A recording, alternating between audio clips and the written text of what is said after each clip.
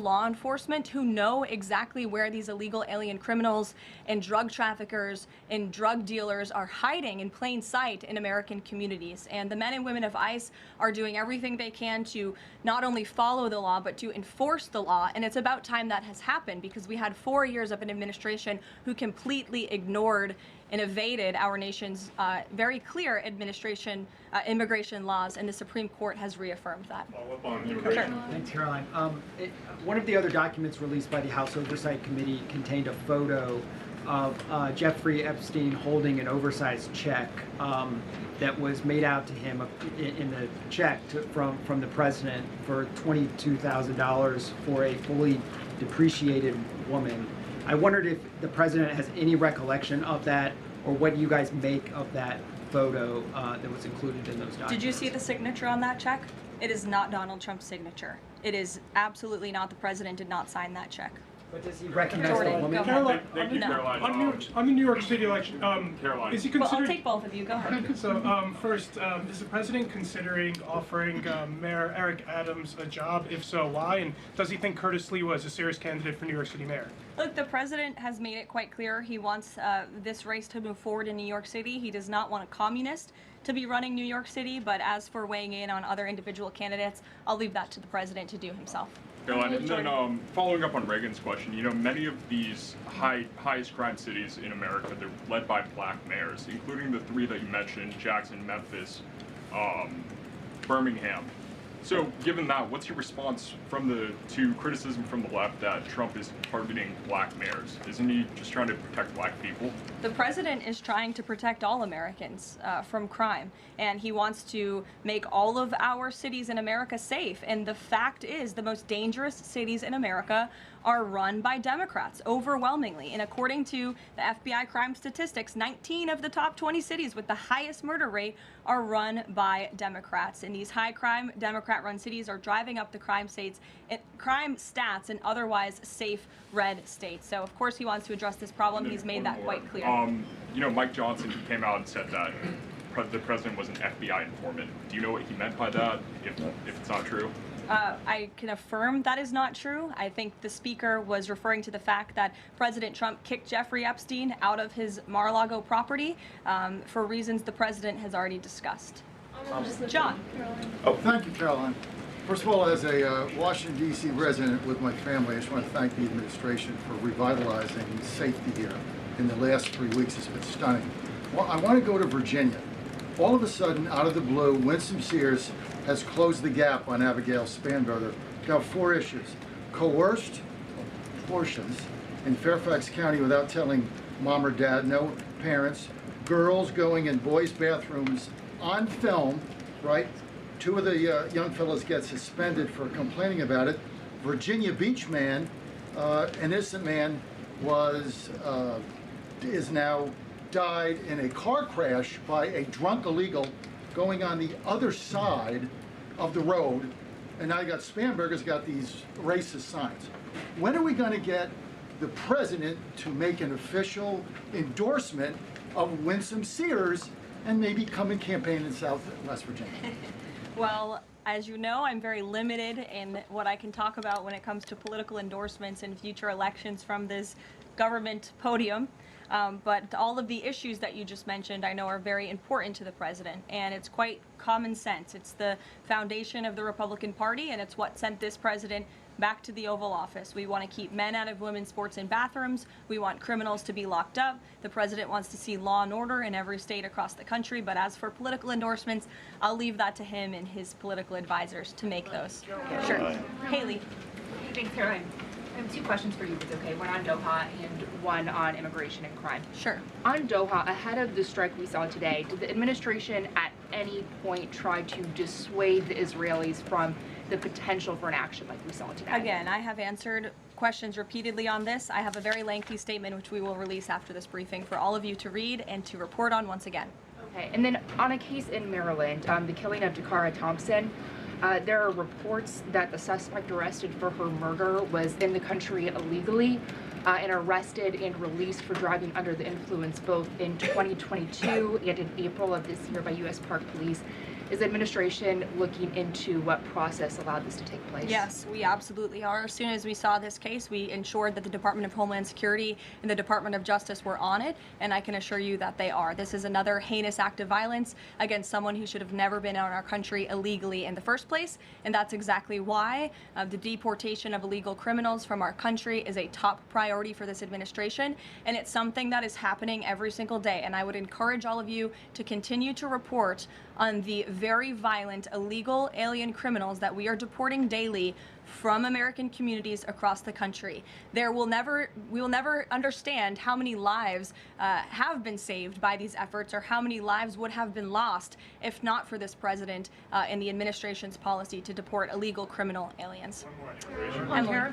Thanks, Caroline. Follow up on Charlie's question. Would the president meet with the Jeffrey Epstein victims? I don't have any meetings for you to read out on that. Go ahead.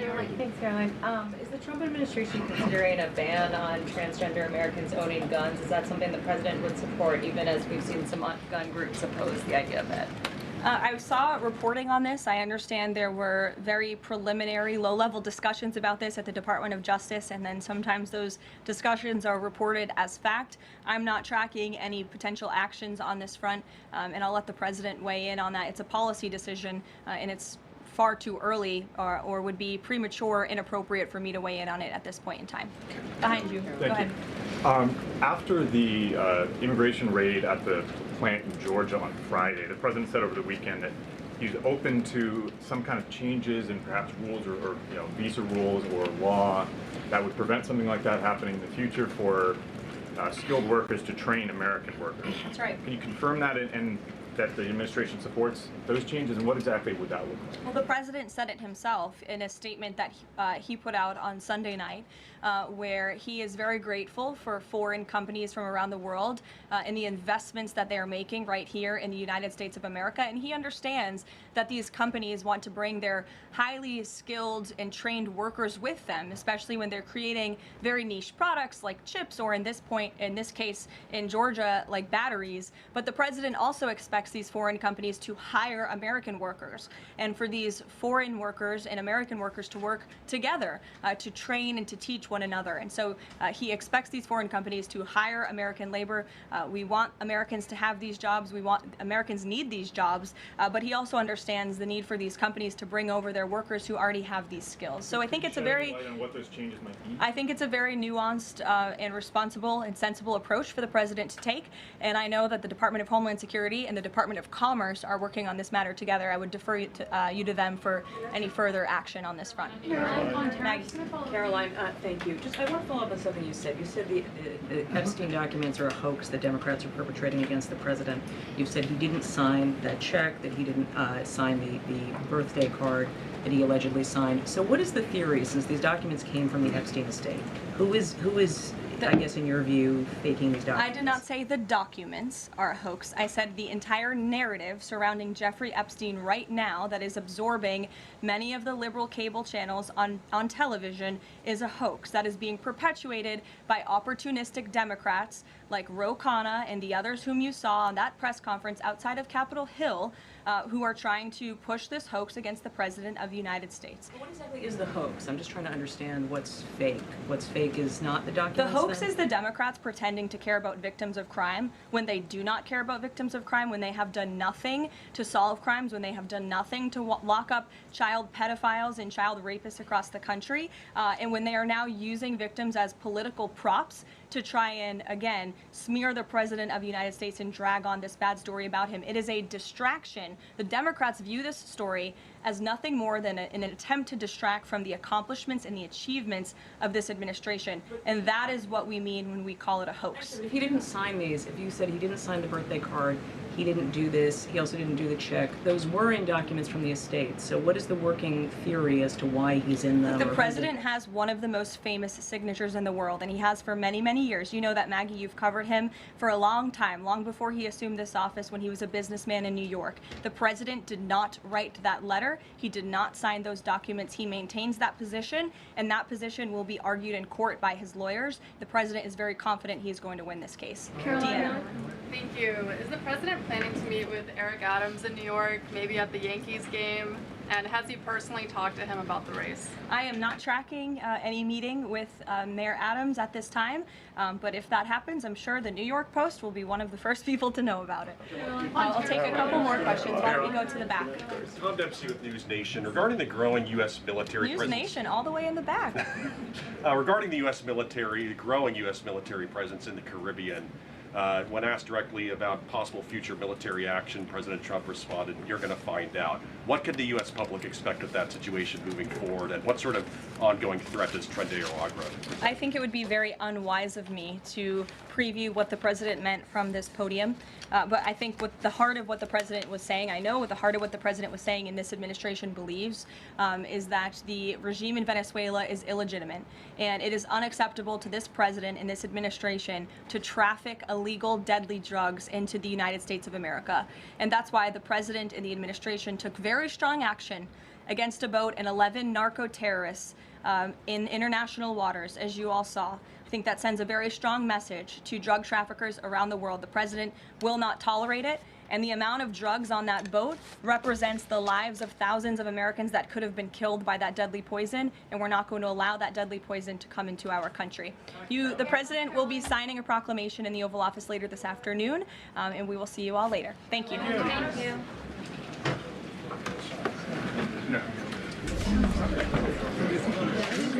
And welcome to NTD Newsroom. I'm Don Ma. You were just watching the White House Press Secretary Caroline Leavitt taking reporter questions on a wide range of issues, including the latest Israeli attack on Hamas leadership, and as well the Epstein case and the U.S. economy relating to tariffs, jobs, and the latest BLS data. All right, we have a panel joining us now to discuss the new Maha Commission report. We have Mike Leon, NTD News contributor and host of the Can We Please Talk podcast, and Tony Kinnett, national correspondent at the Daily Signal and host of Tony Kinnett Cast radio show and podcast. So first of all, good to see you guys. So Mike, I'll start with you. I took a brief look at the latest report that is released by the Maha Commission. Dietary guidelines for Americans are being updated to align with more of the latest science, and this is aiming to prevent and reverse chronic childhood diseases. What are your initial thoughts on this? What do you think of the strategy? Yeah, well, first of all, good to see everybody. Nice little background there, Tony. I love seeing that. Look, I agree with a lot of what RFK wants to do with respect to making America healthy again.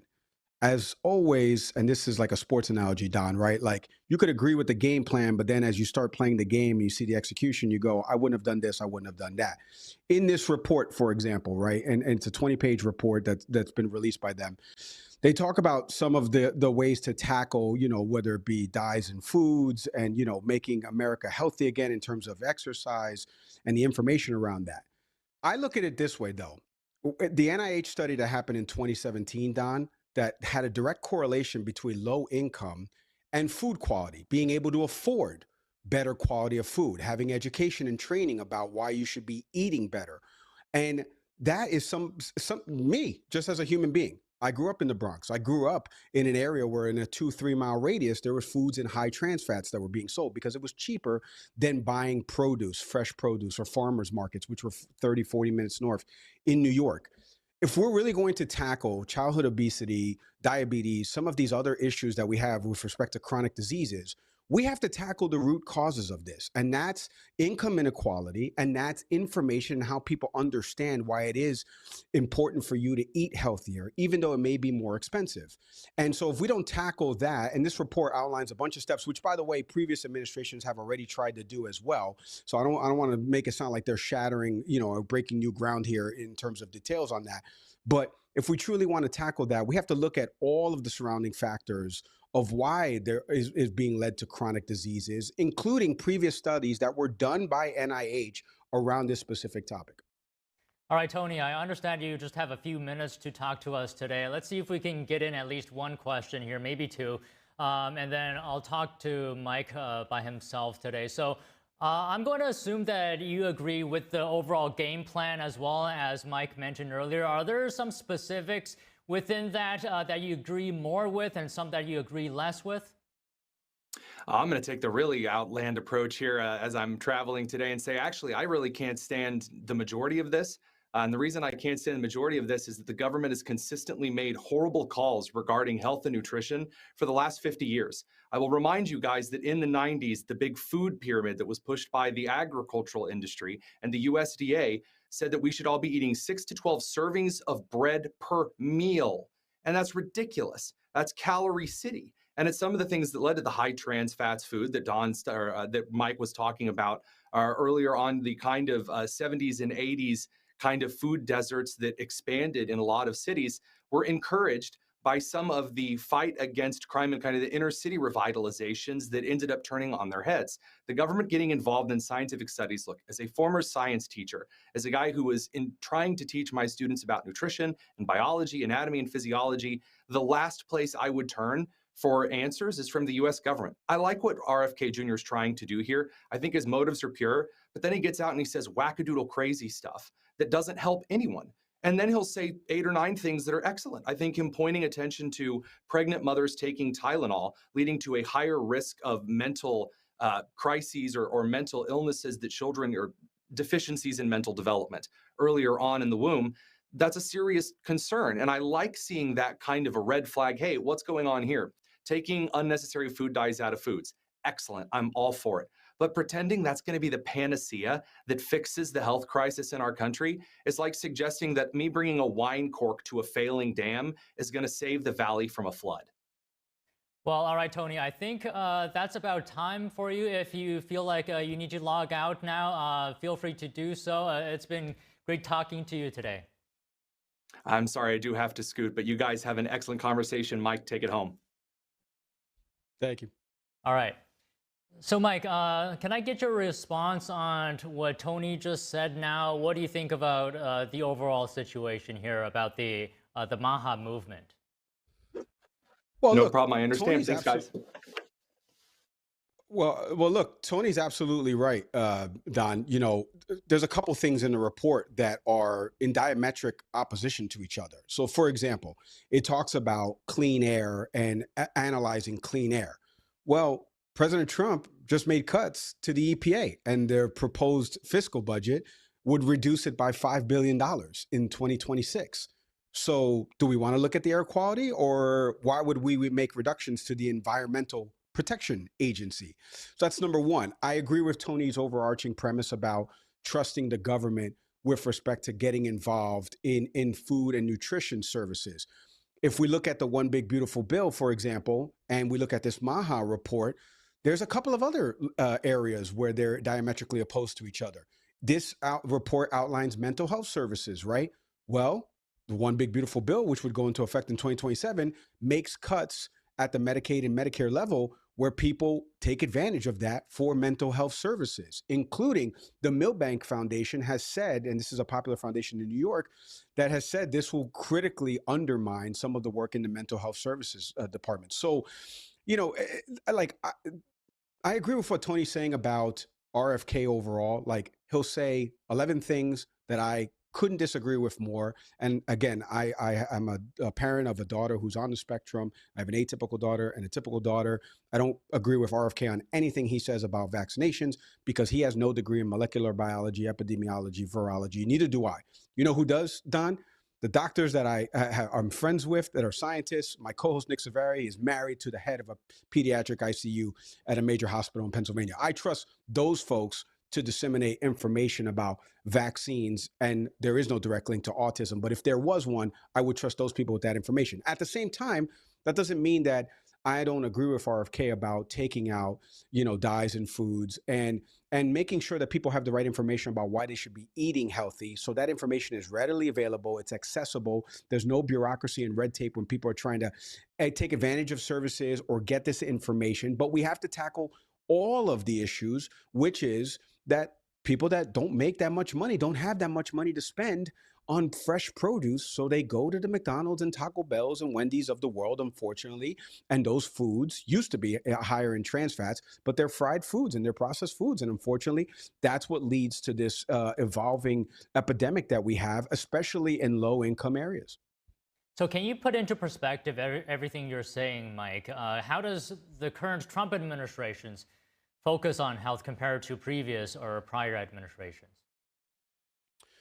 Yeah, that's a good question. And that was something that I did analysis-wise when looking at this report and kind of looking back at during Javier Becerra's term. I think RFK has made clear, and what he said last week on the Capitol Hill testimony is that he feels like the scientific establishment is corrupt. If you remember, him and Bernie Sanders kind of had a back and forth about that. He's not talking so much about established science, although I would argue he does with respect to vaccines and autism, but he's talking more about the scientific establishment. He feels like there has been corruption in there from these organizations in terms of whether it be funneling money to that way change the narrative and information. And he wants to change that people are reactive instead of proactive. Proactive would mean leading a healthier lifestyle, nutrition, fitness, etc., versus reactive, which is, well, now I'm sick, now I need those medicines to make me better. And you're now relying on that, a cycle of recidivism of getting medicines to help you. I agree with that framing. Again, the problem is the person who's in charge of it. How does that differ from the Biden administration or even administrations previous? I mean, Michelle Obama ran something similar like this, and we saw a lot of people up in arms with some of the rhetoric behind Michelle Obama wanting to, have government intervention and control in what foods you can and can't have or choose to ingest or not ingest. So you haven't seen, you're going to see pushback again, I think, at the level that I'm bringing it down, which is the person disseminating that information. Because even some doctors and scientists from major research universities have recently said, look, I don't agree with RFK on anything vaccination-wise, but he is right about this. And why haven't we talked about XYZ? Back to what Tony was mentioning about, on pregnancies with women. So there are certain things, it's just it's the messenger that's delivering it. And now I have to trust that all that information is on the up and up. When I just mentioned to you, the medical qualifications for that person leading the agency is not there. Can you talk to us about how you feel RFK Jr. is tackling, having healthy food in grocery stores, being more of informing of Americans of the kind of food that they're eating? How do you feel his efforts on that is? Yeah, again, another good question, because I think, first off, if you go to the grocery store and you read the side labels of processed foods, let's just take cereal as an example. I did this exercise about 20 minutes ago down when I was eating some Honey Nut Cheerios. You just read the caloric intake and then you read what's made up of it, right? Whether it be proteins, total sugars. But the problem is that, again, I'm not a nutritionist. Neither are you, Don, right? So what do? We rely on experts in those fields to tell us more about what is being presented in this label and what is being packaged in this food, and is it safe enough to give to my kids? I think he has the right intentions with respect to that in terms of giving that information and making it more front-facing and available and kind of explaining these big terms, making it more rudimentary for people to understand. Again, that's not the issue. The issue is the other things. There are other things that are antithetical to what the Trump administration has cut funding-wise. And I think there's going to be a push and pull here between what RFK has released in this agenda that's going to either rub up against or, he's going to have to knock on the president's door and say, hey, can I get 15 minutes? Because we need to talk about some of the things that are in this report that we want to accomplish, because unfortunately, with the one big beautiful bill passing and some other potential executive orders, they're not in line with some of the things that are in the report. So again, look, this is not new in terms of presenting information to people. It's really about, if we truly want to tackle these things at the highest level, Don, there are surrounding mitigating factors about something. So for example, in the example I gave earlier, when I grew up in that neighborhood, that in a 2-mile radius is a lot of foods sold in high trans fats, and the income wage there was around $40,000 a year. And then you move 45 minutes north and the income wage is about $100,000 a year.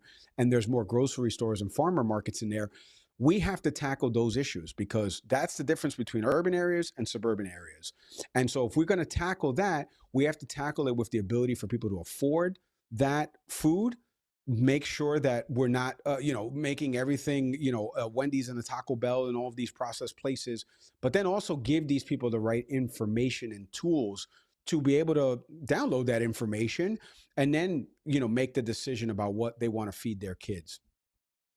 I mean, I don't know, Mike, isn't fresh produce cheaper than those processed foods and fried foods like Wendy's and McDonald's? Oh, Don, you fed into my answer for this beautifully, buddy. I'm telling you. In 2017, I want people to go check this out. In 2017, there's a study from NIH. It's readily available on their website. You can go read it. And it talks about what I'm mentioning in terms of the correlation between income inequality and, you know, having a healthier lifestyle and diet, right? And while there is no true special relationship, there are some corollaries. And within there, they talk about what the average salary and what the average monthly spend is on people who buy fresh produce versus people who would, like, let's say, for example, when McDonald's had the, you know, dollar snack wrap or whatever it was, and they offer value fries, all of these companies offer that stuff, and how much an average meal was on a spend for a week versus buying produce. And so, and then now again, this is 2017. This is not accounting for inflation. So we can't take any of those. Well, let's just do apples to apples. And it was markedly maybe $10 to $12 more expensive to buy fresh produce if you lived in a low income area versus, like I mentioned before, about me moving 40 minutes north and people with a higher median average salary. And that was around $76 for a family. So in terms of monthly spend on fresh produce, okay? So it is a little bit more expensive to buy fresher groceries. But back to your point, Don, right? First off, processed foods taste better, right? Freedom of choice and expression. If I want to eat that, I should be able to eat that, right? This is America, land of the free, home of the brave, right, Don? So you're battling that already, but also what RFK I think is trying to present is we need to make everything front-facing. All the information front-facing, and we need to figure out how we lower the prices of produce, fresh fruits, and get it into the, you know, into the hands of folks in these areas. Look at what Zoran Mamdani wants to do in New York with these grocery store ideas in terms of, you know, a pilot program and one in each borough. If he were to succeed, let's say he becomes mayor and he's leading the race right now, he becomes mayor and he wants to do this pilot program. Does that mean the government is controlling the prices of the produce versus other, you know, inventory that will come into those, like a General Mills and all those processed foods that come in there?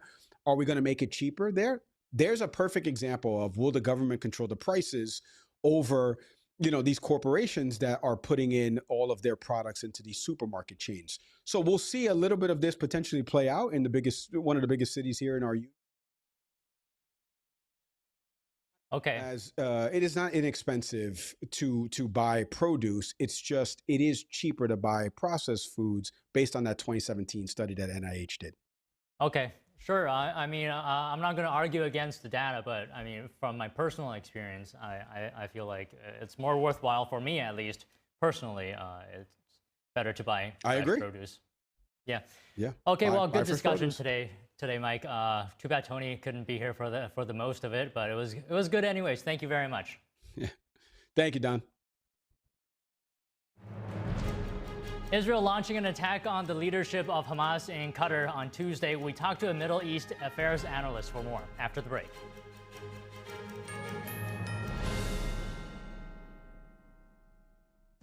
Say goodbye to harsh, bitter coffee and hello to a delicious, smooth brew. With specialty quality beans, expertly roasted in-house, you'll taste the difference with every sip. Fermented with a blend of 50 enzymes, Days Coffee delivers a rich brew like no other. Made with the highest grade specialty beans available, you're sure to taste the difference. Elevate your morning with Days Enzyme Fermented Coffee. The bladder control aisle. You won't shop here again. Your private business is your own. The constant struggle is over. Now there's a better way. It's HDIS. We home deliver bladder control products. We understand how you feel. For over 25 years, we've home delivered to many of the 20 million Americans who deal with incontinence. We offer all brands. We pay shipping and use plain, unmarked boxes. If we can help you or someone you care for, call for your free product sample pack and $45 in money-saving coupons. Our counselors will help you choose the right product. And unlike stores, we're always in stock. You'll get what you need. Satisfaction guaranteed. HDIS, the better way. For your free sample pack with your free catalog, $45 in money-saving coupons, and free product samples, call 1-800-701-6159. That's 1-800-701-6159. Amazing grace, how sweet the sound that saved a wretch like me.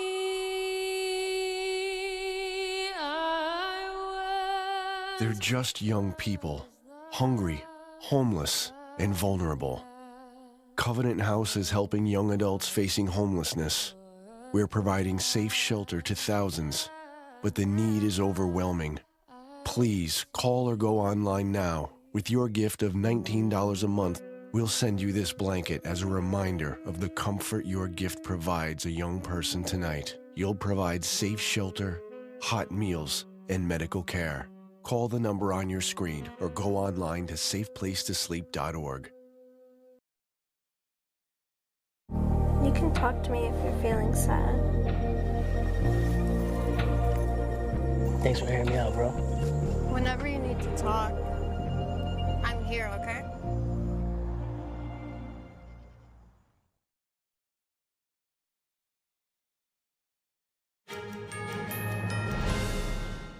Israel's military announces a strike on Hamas leadership. The IDF says the targets were heavily involved in the attacks on civilians on October 7th.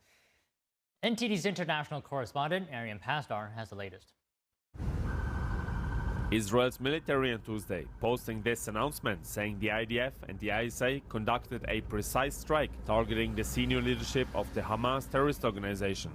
Prior to the strike, measures were taken in order to mitigate harm to civilians. The announcement didn't say where the strike took place, but an explosion was heard in Doha, the capital of Qatar. The state of the Qatar condemns in the strongest wording the cowardly Israeli attack that targeted residential buildings.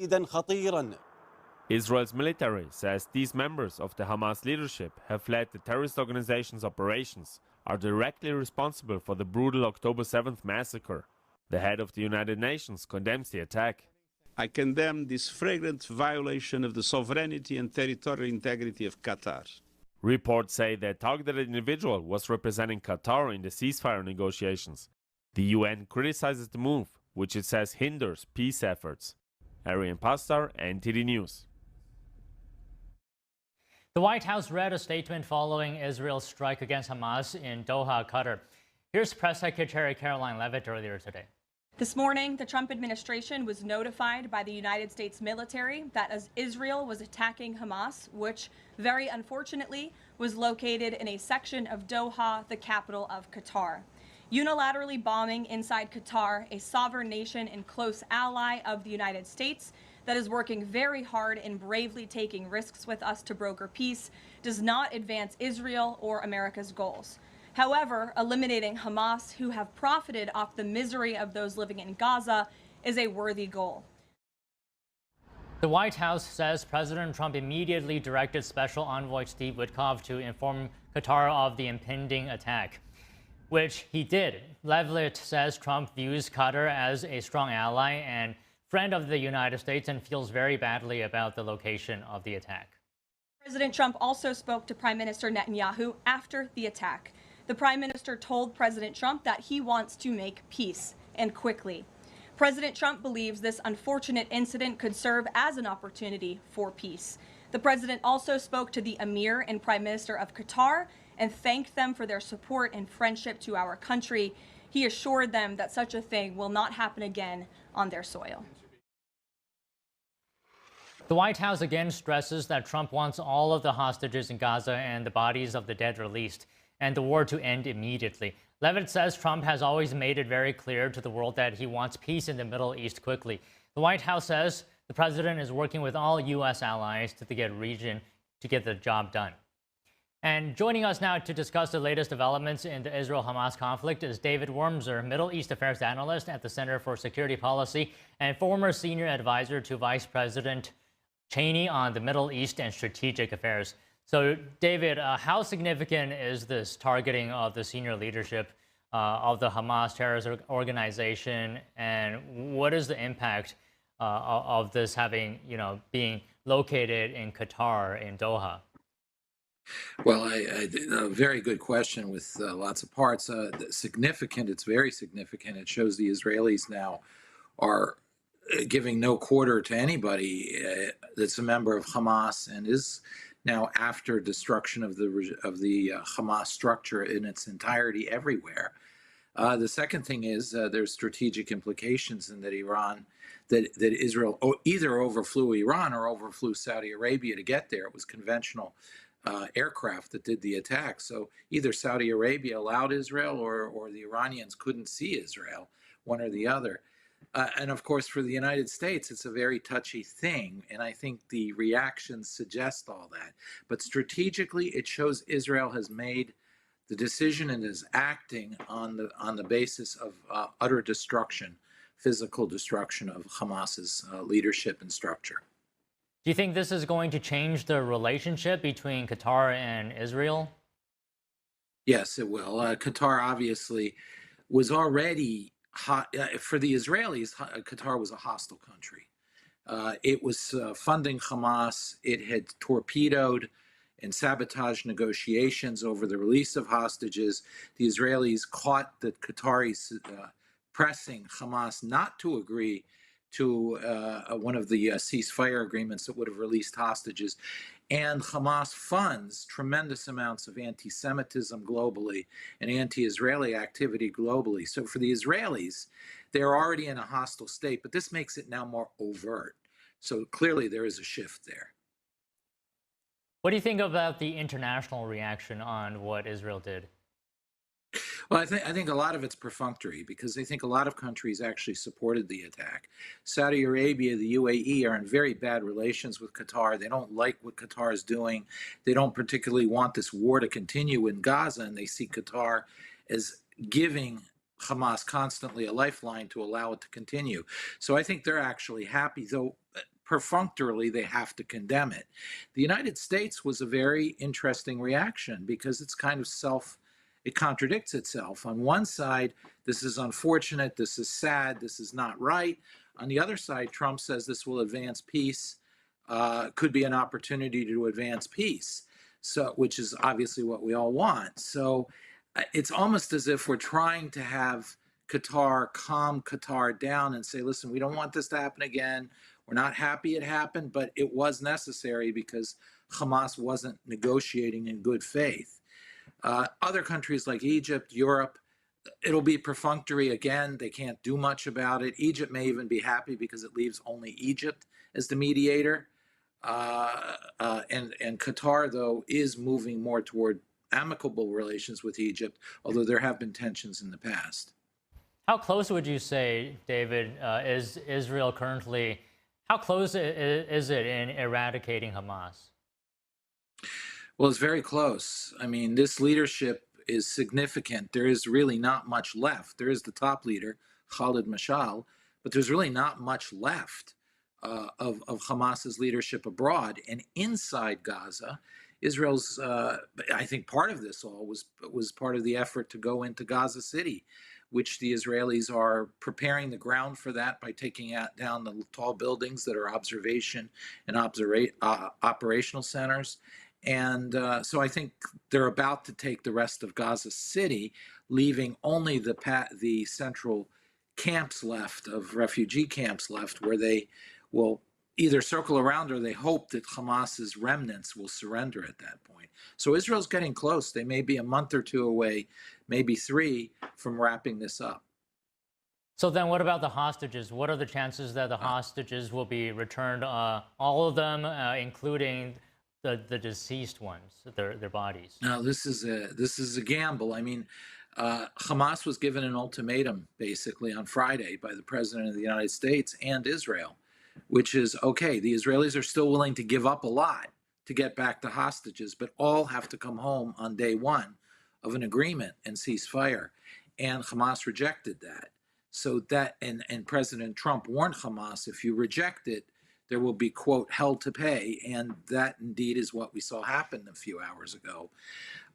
As far as the lives of the hostages, I think the Israelis had concluded Hamas is not negotiating in good faith. They will not be able to get all their hostages back by negotiations, if any hostages back by negotiations.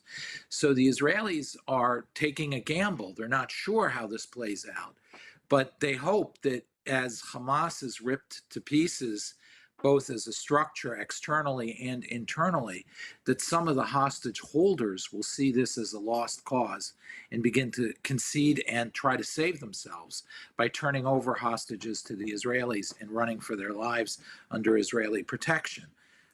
And then hopefully some of the hostages can get out that way. Eventually, all the hostages will come home when the Israelis take the rest of Gaza.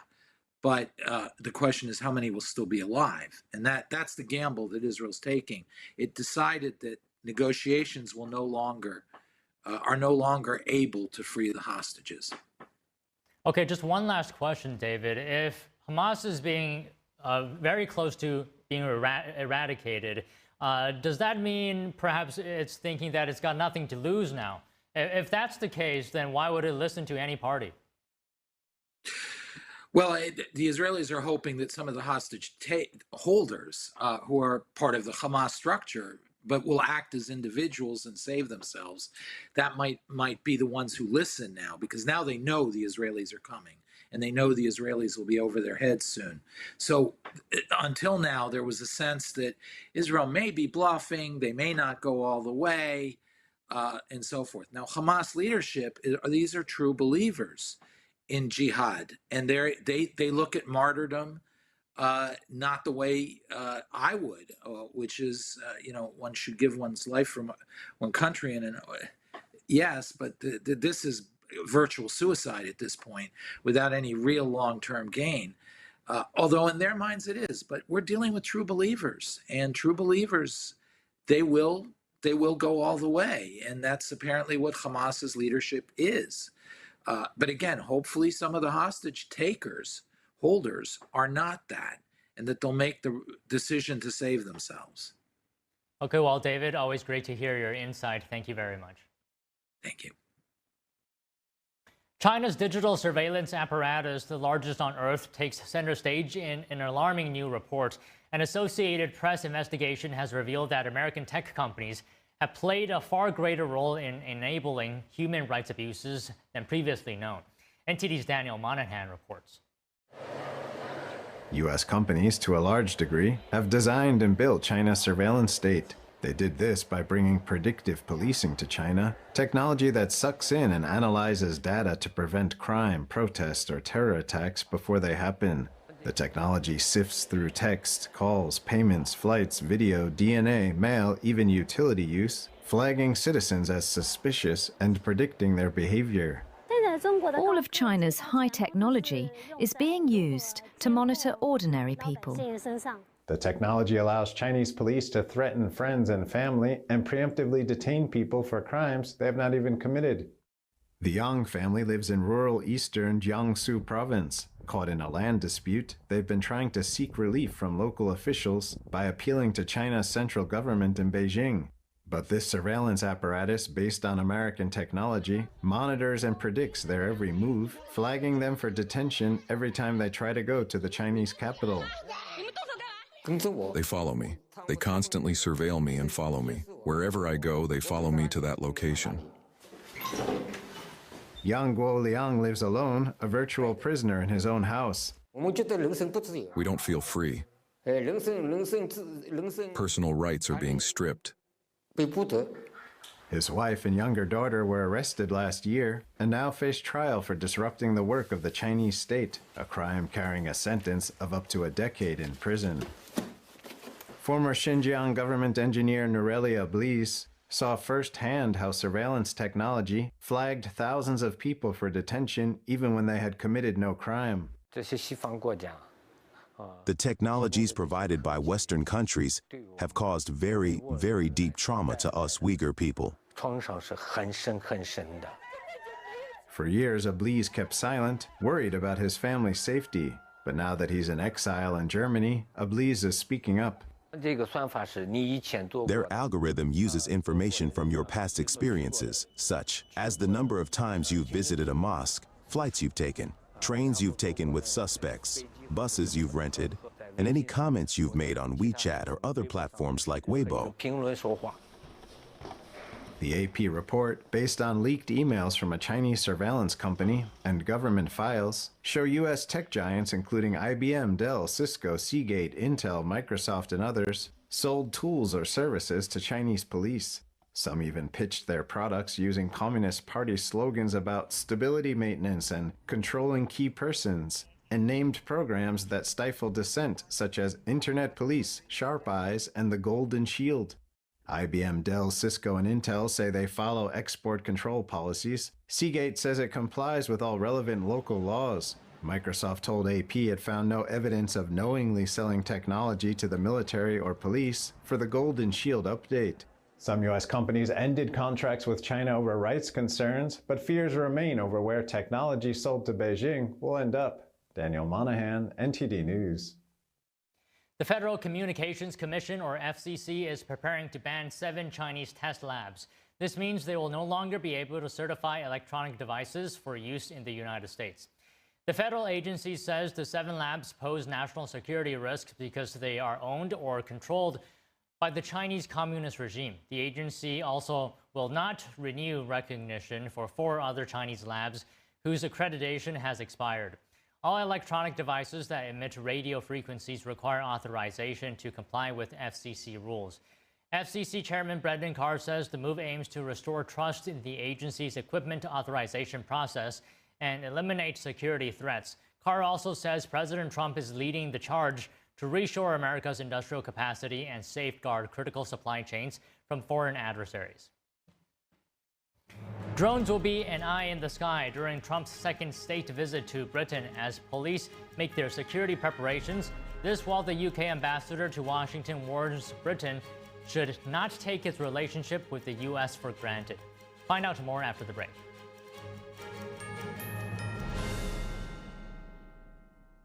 I'm excited to announce that we're having a huge sale on overstock and brand new products.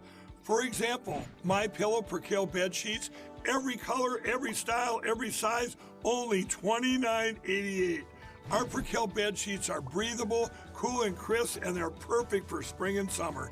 And check out Rev 7, the next generation of energy drinks. It tastes great, and it gives you energy all day with no jitters and no crashes. Best of all, it's actually good for you. And for a limited time, try our 3-pack absolutely free. So go to mypillow.com or call the number on your screen. Use your promo code to save 20% on our Rev 7 12-packs, or try our introductory 3-pack absolutely free. And our Percale bed sheets, all sizes, only $29.88. Twin size, full size, queen size, king sizes, all $29.88. Inventory is extremely limited at this price, so order now. How Gen X are getting their teenage bodies back. So this is my mom and this is my grandma. I recently posted a picture of the 3 of us and people were shocked. They are demanding to know your secrets. So what are they? Is it some new trendy diet?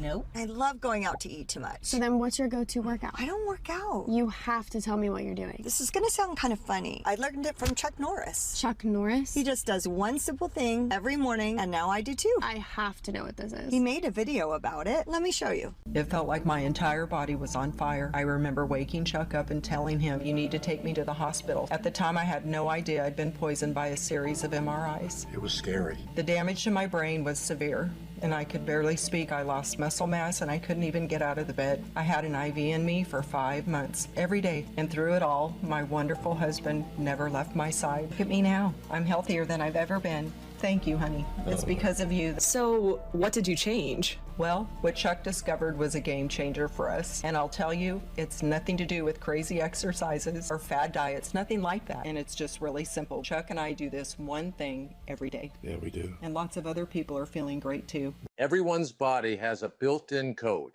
This code predicts how your body will age. I call it your aging type. And if you know it, it could help you dramatically improve your health. That's why I created this simple quiz that'll determine which age type fits you best and allow you to finally feel like a younger, healthier version of yourself. It was only after I learned my own age profile that I was able to choose the right diet for my body. In fact, I started feeling better in a matter of days. Answer just 6 simple questions. You won't be asked for your email or for anything else for that matter. We've kept the quiz short, simple, and free. So go ahead and click the link below to find out your aging type and get the crucial tips you need to feel amazing today. Scan the QR code with your phone now.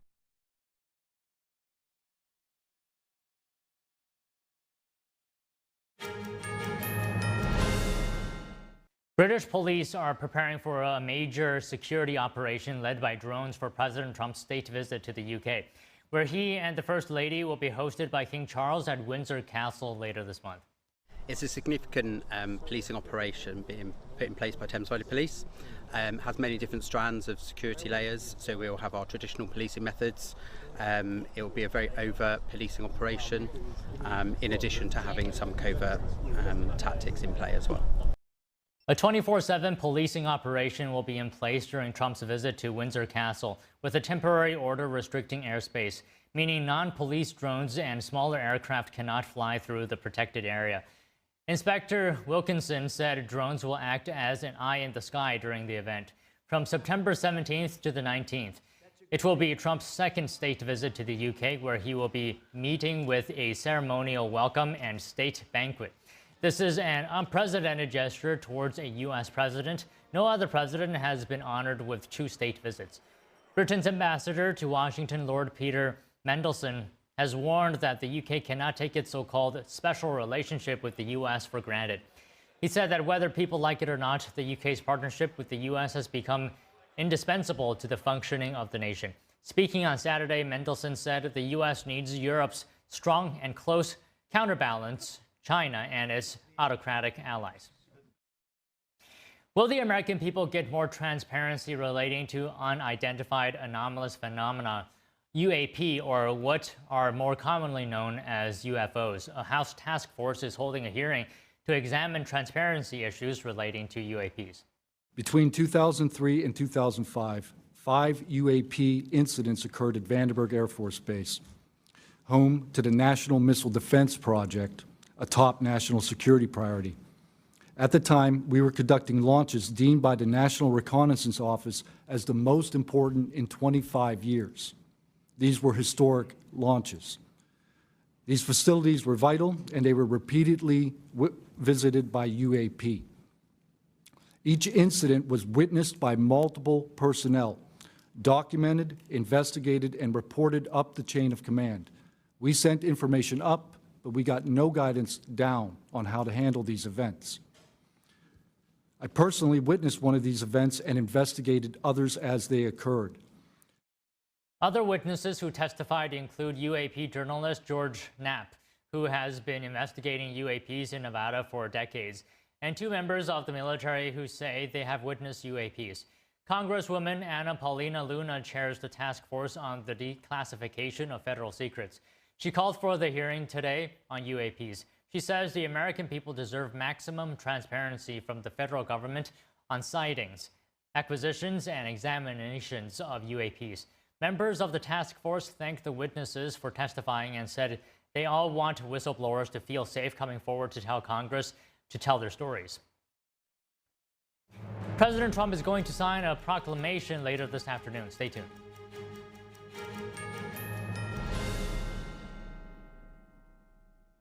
£6 prescription glasses from Select Specs are always great value. There are no offer codes or first-time customers only. Anyone can buy them, anytime. And you can upgrade to Select Specs Express for next-day delivery.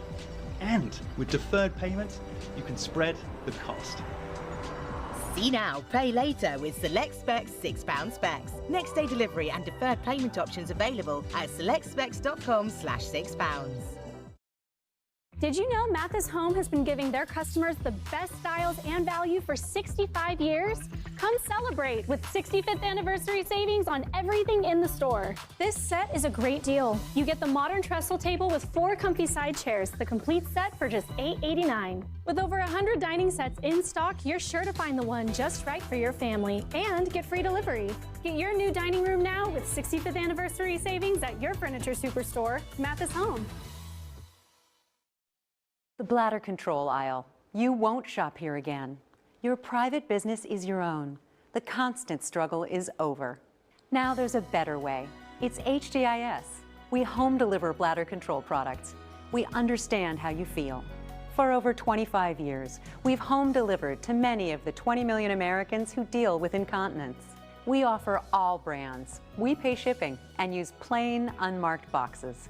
If we can help you or someone you care for, call for your free product sample pack and $45 in money-saving coupons. Our counselors will help you choose the right product. And unlike stores, we're always in stock. You'll get what you need. Satisfaction guaranteed. HDIS, the better way. For your free sample pack with your free catalog, $45 in money-saving coupons, and free product samples, call 1-800-701-6159. That's 1-800-701-6159. Discover the ancient secret to vitality and longevity with Puretane Black Ginseng. Crafted from premium 6-year-old Korean ginseng, each root is carefully nurtured for over 2,260 days, undergoing a traditional 9-round handcrafted process of steaming and drying to unlock full potency and absorption. Experience pure, natural energy with Puretane Black